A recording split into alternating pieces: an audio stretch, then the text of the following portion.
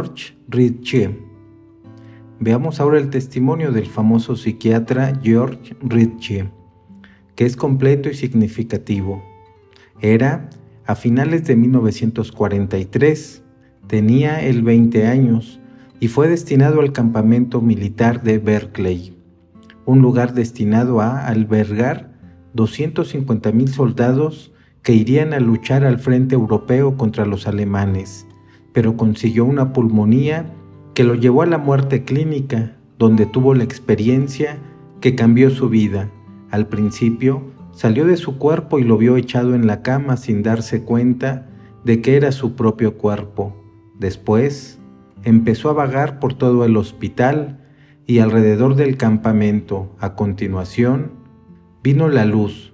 Dice, no se trataba de una luz, sino de una persona que había entrado en mi habitación, o mejor expresado, un hombre hecho de luz, aunque me parecía tan imposible a mi mente como increíble aquella intensidad luminosa de la cual él estaba hecho, y me vino una profunda convicción: estoy en la presencia del Hijo de Dios.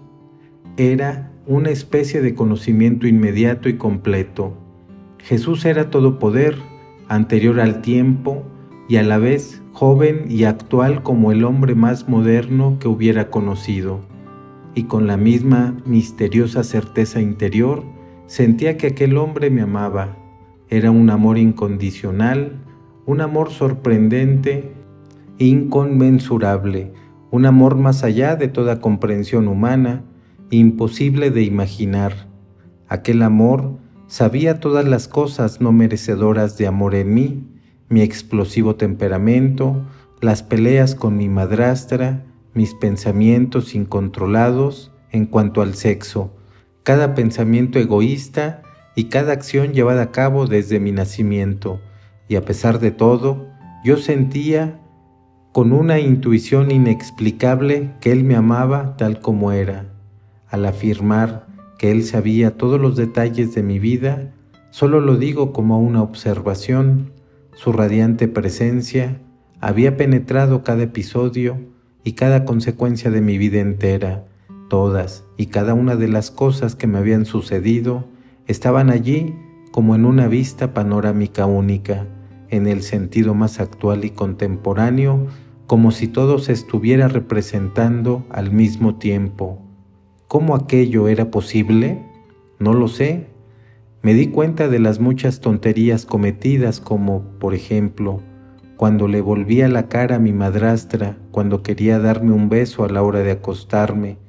Se representaron otras escenas, cientos, miles de ellas, iluminadas por la presencia de la luz, existiendo todas ellas como si el tiempo nunca hubiera dejado de transcurrir. Pasaron por delante de mí escenas de mis años de universidad, mis salidas con las chicas, los exámenes de química, las competiciones deportivas. Cada detalle de mis 20 años de vida estaba expuesto para ser visto en un momento. Lo bueno y lo malo, las cosas más importantes, las trivialidades, lo normal y lo extraordinario. Y en medio de esta visión venía una pregunta, estaba como implícita en cada escena. ¿Qué has hecho de tu vida? ¿Qué has logrado hacer con el precioso tiempo que se te ha concedido? No había pecados espectaculares, los normales de un joven en edad de tentaciones de sexo, pero si no había horrendos crímenes, tampoco pude descubrir algo de un valor destacable. Si algo sobresalía, era un determinado interés en mí mismo, un interés en todo lo personal, encerrado en mis conveniencias. Me di cuenta de que era yo mismo quien juzgaba los eventos mostrados a mi alrededor. Era yo mismo quien los juzgaba triviales, egoístas, sin importancia. La condenación no procedía de Él. No era Él quien me reprochaba mis actos. Él simplemente me amaba, esperando mi respuesta a la pregunta que aún estaba meciéndose en el aire. ¿Qué puedes mostrarme de lo que has hecho en tu vida? Su pregunta, como todo lo que procedía de Él, estaba relacionada con el amor. ¿Cuánto has amado durante tu vida? ¿Has amado a los demás como yo te he amado a ti? ¿Totalmente? ¿Incondicionalmente? Con sorpresa me di cuenta de que nos pusimos en movimiento. No me había dado cuenta de que ya no estábamos en el hospital. Vi un grupo de trabajadores juntos ante una cantina, tomando café. Una de las mujeres pedía a otra un cigarrillo, con tal vehemencia que parecía desearlo más que nada en el mundo. Pero la otra la ignoraba por completo. Sacó un paquete de cigarrillos, lo abrió con naturalidad, encendió su pitillo y volvió a esconder su paquete, tan rápido como si se tratara del movimiento de una serpiente. La mujer, a quien se le había negado el cigarrillo, se tiró a arrebatárselo de la boca a la otra. Lo intentó una segunda vez y otra sin éxito. Entonces me di cuenta de que se hallaba en la misma situación de inmaterialidad que yo mismo. Estaba muerta. Me detuve mirando a una mujer que aparentaba unos 50 años, siguiendo a un hombre más o menos de la misma edad por una calle. Ella tenía un aspecto mucho más vivaz, accionaba exageradamente y lágrimas resbalaban por sus mejillas. Por otra parte, el hombre a quien ella estaba dirigiendo ignoraba por completo su existencia. Tan rápidos como el pensamiento viajamos de ciudad en ciudad, aparentemente por diversos lugares de la tierra. Dentro de una casa vi a un joven dirigirse a su anciano padre. «Lo siento, papá, lo siento, mamá». Se lo repetía sin parar, pero las palabras no significaban nada para los vivos. Varias veces me hizo detener Jesús ante escenas semejantes. Vi a un muchacho siguiendo a una joven de unos 17 años por los pasillos de la universidad y decirle: «Nancy, no sabes cuánto lo siento». Una mujer de mediana edad pedía con desesperación a un hombre con el pelo gris que le perdonara. Pregunté a Jesús: «¿Por qué todos piden perdón y excusas?». Me dijo: «Todos ellos son suicidas, encadenados por las propias consecuencias de su acción». Hasta el momento habíamos visto lugares donde los vivos y los muertos convivían codo a codo. Ahora fuimos a una extensa llanura abarrotada hasta el punto de no caber uno más de aquellos seres descarnados, fantasmagóricos. Todos ellos estaban evidentemente frustrados. Nunca en mi vida había visto personas tan violentas, tan miserables en todos los sentidos de la palabra. Por todas partes había gente luchando a muerte, contorsionándose, pegando, cortando. Vi cómo luchaban con sus manos, sus pies, sus dientes, pero al mismo tiempo nadie parecía estar herido ni se veía sangre. Si antes había sospechado de hallarme en el infierno, ahora estaba seguro de ello. Hasta aquel momento, la tragedia consistía en hallarse encadenados al mundo físico. Ahora podía darme cuenta de que existían otros tipos de cadena. Aquí no se disponía de objetos sólidos o de personas corporales.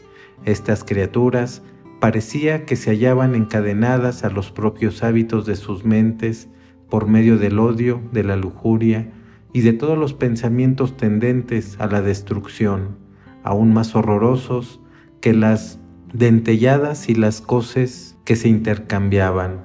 Eran los abusos sexuales de muchos, perversiones que nunca había soñado y que incesantemente intentaban llevar a cabo sin poder hacerlo. A causa de no tener un cuerpo real, resultaba imposible definir los aullidos emitidos. También en esta ocasión me di cuenta de que ninguna condenación salía de los labios de Jesús, solamente tenía compasión de aquellos infelices que quebrantaban su corazón. Ciertamente no era su voluntad el que una de estas criaturas estuviera en tal situación y en tal lugar. Entonces, ¿por qué razón estaban confinados en este lugar? ¿Por qué no huían de aquel infierno? Tal vez por siglos cada criatura de esas había estado buscando la compañía de otros seres tan llenos de odio y de orgullo como ellos mismos, hasta que finalmente llegaron a formar una sociedad tan maldita como aquella. Tal vez no era Jesús quien les había abandonado, sino ellos los que habían rechazado la luz que les ponía al descubierto sus tinieblas. Ellos no daban tregua al rencor que salía de sus corazones. Sus ojos estaban atentos al mal que podían hacer, buscando otra criatura a quien humillar.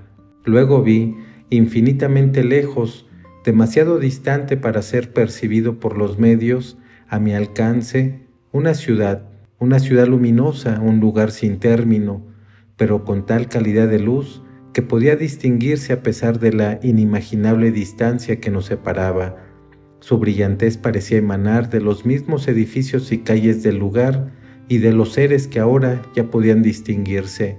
De hecho, la ciudad en sí parecía hecha de luz, una luz similar a la luz del que tenía a mi lado, acompañándome siempre.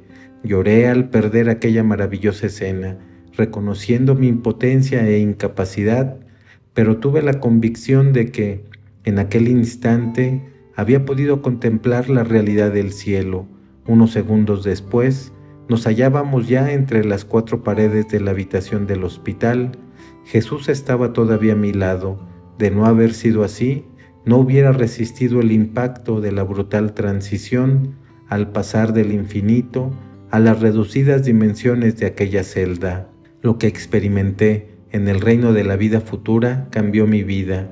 Desde aquellos días no he considerado nada en mi vida sin pensar en el propósito que Dios tiene para mí.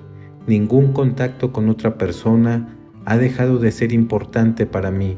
Cada minuto de cada día desde entonces ha sido completamente diferente al que había vivido antes.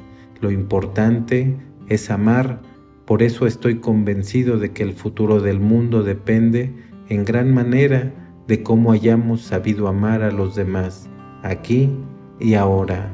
Gloria Polo. Gloria Polo es una odontóloga colombiana que va por el mundo compartiendo su testimonio. El 5 de mayo de 1995, estando en la Universidad Nacional de Bogotá, se acercó a protegerse de la intensa lluvia debajo de unos árboles con su sobrino. En ese momento les cayó un rayo y quedaron los dos carbonizados y dados clínicamente por muertos, con paro cardíaco. Su sobrino murió definitivamente. Ella pudo volver para contarlo y dice: me encontré dentro de un túnel y me salieron al encuentro mis bisabuelos, mis padres y muchos otros familiares y personas con las cuales tuve algo que ver en mi vida.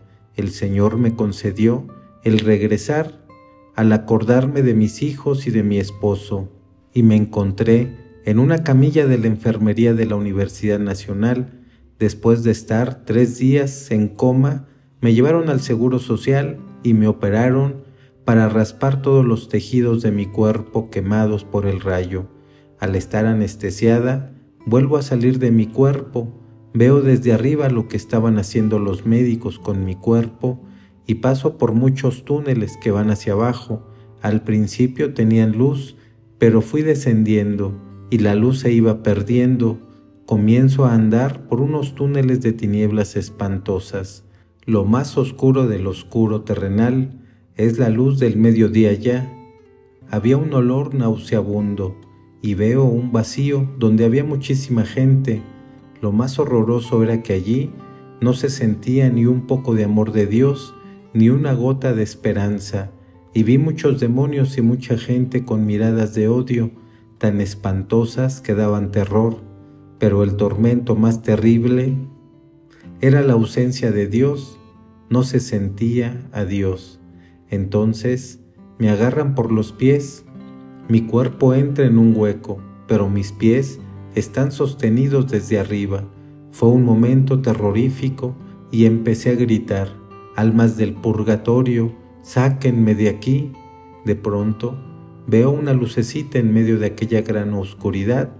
Veo unas escaleras encima del hueco y veo a mi papá, que había fallecido 5 años antes, y un poco más arriba veo a mi mamá con mucha más luz y en posición de estar orando. Cuando los vi, sentí una gran alegría y empecé a gritar: «Papito, mamita, por favor, sáquenme de aquí». Si hubieran visto el dolor tan grande que ellos sintieron, mi papá empezó a llorar y mi mamá oraba y comprendí que no me podían sacar de allí. Al punto, comenzó la revisión de toda mi vida.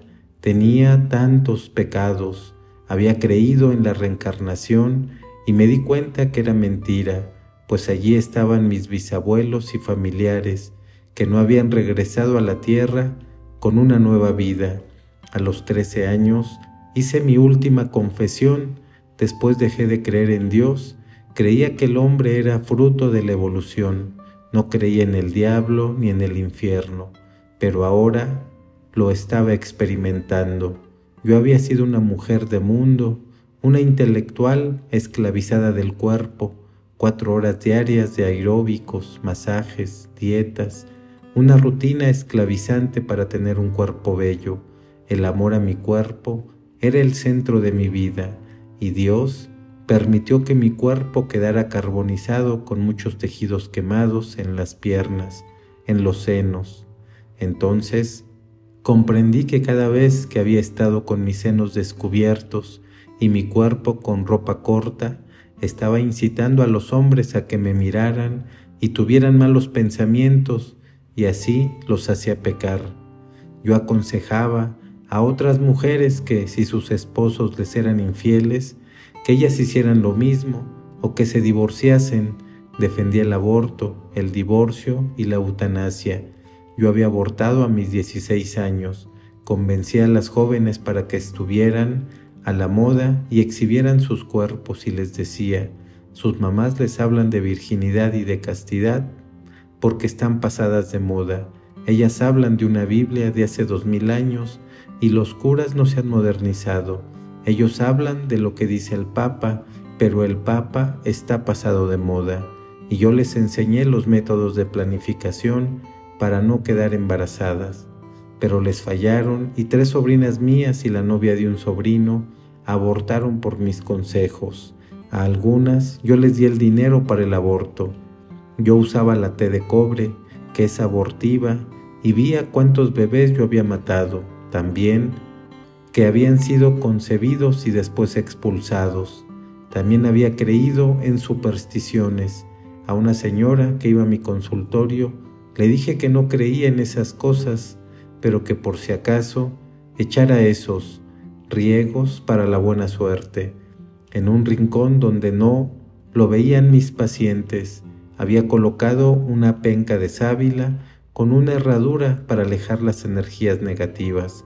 Otro punto importante que me hizo ver el Señor fue mi mentira. Desde pequeñita aprendí a evitar los castigos de mi mamá, que eran bastante severos, con mentiras, empezando a volverme mentirosa. A medida que iba creciendo y crecían mis pecados, mis mentiras eran más grandes. Criticaba mucho a los sacerdotes. En mi familia, desde pequeños, criticábamos a los sacerdotes, empezando por mi papá, que nos decía que eran mujeriegos y tenían más plata que nosotros. Pero el Señor me dijo: ¿quién eres tú para hacerte Dios y juzgar a mis ungidos? Recuerdo también que el Señor me hizo ver aquella vez en que robé 4,500 pesos. Una señora me dio 4,500 pesos de más en un supermercado de Bogotá. El Señor me hizo ver que para mí no era nada, pero para aquella mujer que cobraba el sueldo mínimo era la alimentación de 3 días, y me mostró cómo sufrió y aguantó el hambre 2 días con sus 2 hijos por mi culpa. Cuando se cerró el libro de la vida y terminó la revisión de vida, me vi que estaba en el hueco, a punto de que se abriera la puerta del infierno. Entonces empecé a gritar: Jesús, ten compasión de mí, Señor, dame una segunda oportunidad. Y ese fue el momento más bello. No tengo palabras para describir ese momento. Jesús me levantó y me hizo ver la importancia de la oración de muchas personas que habían orado por mí. Vi a un hombre pobrecito. Jesús me dijo: esa persona te ama tanto que ni siquiera te conoce, y me mostraba que vivía al pie de la Sierra Nevada de Santa Marta y había comprado una panela que le dieron envuelta en una hoja del periódico El Espectador del día anterior. Allí estaba mi fotografía de quemada por el rayo. Cuando el hombrecito leyó la noticia, empezó a llorar con un amor tan grande que decía: Señor, ten compasión de mi hermanita, sálvala. Si salvas a mi hermanita, te prometo que voy al santuario de Buga y te cumplo una promesa, pero sálvala. Y me dijo el Señor con todo su amor: eso es amar al prójimo. Vas a volver, vas a tener tu segunda oportunidad, pero vas a repetir tu historia no 1000 veces, sino 1000 veces 1000, y eso es lo que estoy haciendo por el mundo entero. Otro caso parecido es el de Marino Restrepo, cuyo testimonio lo he oído en DVD. Marino Restrepo, colombiano, actor y compositor, que a los 14 años perdió la fe, vivió en Alemania y en California muchos años. A los 47 años fue raptado por la guerrilla colombiana, estuvo secuestrado durante 5 meses y medio, y hasta que se pagó un fuerte rescate, durante el tiempo de su cautiverio, tuvo una experiencia de Dios, se presentó ante la presencia de Dios y Jesús le hizo ver toda su vida con todos sus pecados, su falta de fe, su creencia en ideas orientales como la reencarnación, sus pecados de adulterio. Le hizo ver el cielo, el infierno con los demonios y el purgatorio. Jesús le habló de la falta de fe en el mundo. También se le presentó la Virgen María, de quien se había alejado al alejarse de la fe católica. Jesús le dio una segunda oportunidad y lo envió a dar su testimonio y a predicar la fe católica por todo el mundo, y que es lo que ha hecho hasta ahora en 28 países y sigue predicando.